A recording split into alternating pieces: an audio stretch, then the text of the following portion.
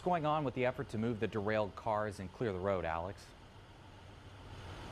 Well, Wayne, right now you can actually see they're moving these train cars back right now away from the intersection on Southport Road at the intersection where Longview Road also comes in here.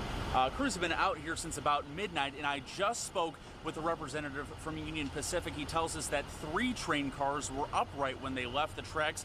One of those slid into a warehouse building that was unoccupied. There were no injuries in this overnight, and crews have been out here since about midnight working to move those cars upright and onto the tracks and down the line here. They said that this should be clear within the next hour or so. However, there is damage to the track that they need to address before anyone is allowed to cross these tracks this morning. You can see it's a very active situation with Union Pacific crews out here cleaning this up.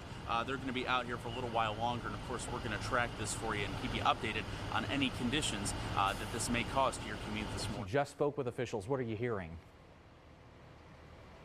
That's right, Wayne. Brand new information coming in right now. Just spoke with Fire Marshal Connie Wasson of Smith County. She tells us that this structure fire started right here, just a few feet away from us in the kitchen portion of this house around 4 o'clock this morning. She says that no one was inside, and in fact, the owner had been having some work done on the house just yesterday.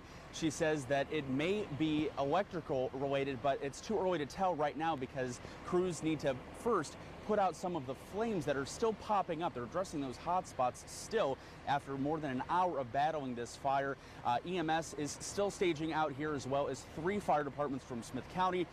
That would be Bullard, Flint, Gresham, and Noonday, which has taken the lead on this fire this morning. Of course, we're following more details, and we've learned that a neighbor was actually evacuated in a mobile home adjacent to this structure because of the way the wind was blowing. A lot of smoke out here, and they were evacuated, but no one was hurt this morning in this fire. And that is all of the details we have learned from Smith County Fire Marshal Connie Wasson this morning. Of course, we're going to piece together some more details coming up, so stay with us.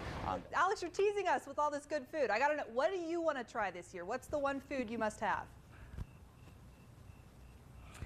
I think I am excited for some turkey legs. I haven't had one in a long time, so I think getting a chance to come out here during the afternoon. Now, I do want to say that they've told us that until 2 o'clock, everyone can get in for free because of the lunch rush. So if you do want to come out and you're in downtown Tyler, want to come out for a lunchtime, do it before 2 o'clock, and you can fight me for one of those turkey legs, of course. Oh, well, that's a challenge. That's good to know. Alex, what can you tell us about this wreck? Well, Erica, right now, Interstate 20 is shut down. You can see I'm able to stand in the middle of the road because TxDOT and emergency crews have Interstate 20 headed east completely shut down just after mile marker 589, that Highway 31 exit being used to divert traffic. You can see behind us here that crews are still very actively cleaning up this wreck involving an 18-wheeler and a vehicle. We're told that crews are having to unload the contents of that 18-wheeler by hand, and that's going to be taking a long time this morning. We've learned that this wreck happened about 4 hours ago overnight, and some of the vehicles have been caught here in the traffic situation for about that long before they were able to come and block traffic off. Some 18-wheelers set up behind us here because they are stuck right now. But traffic about a mile or so before this exit is starting to move slowly because of a lot of buildup, but crews are working very hard to divert traffic and get things moving again. You can hear those chainsaws in the background as crews continue their efforts this morning. Of course, we're following this closely, and we'll have another update coming up a little later on. Alex, where did the cleanup efforts stand this morning?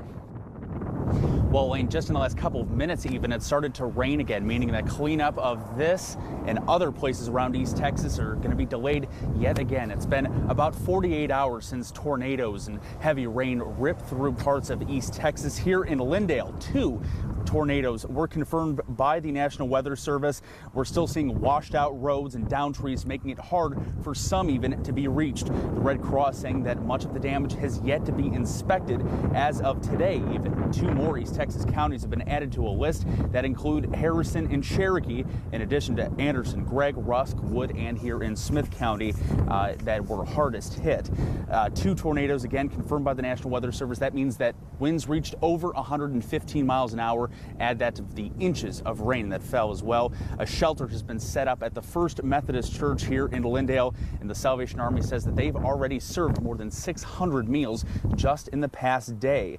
What emergency officials say now is that they're not asking for volunteers just yet, as they continue to inspect damage and see what resources they need to put in place. Again, there are many without power this morning. We've seen a lot of electric crews pass by here on US 69 as they head north into Wood County and northern parts of Smith County, restoring power to those who've been without it for more than 2 days now.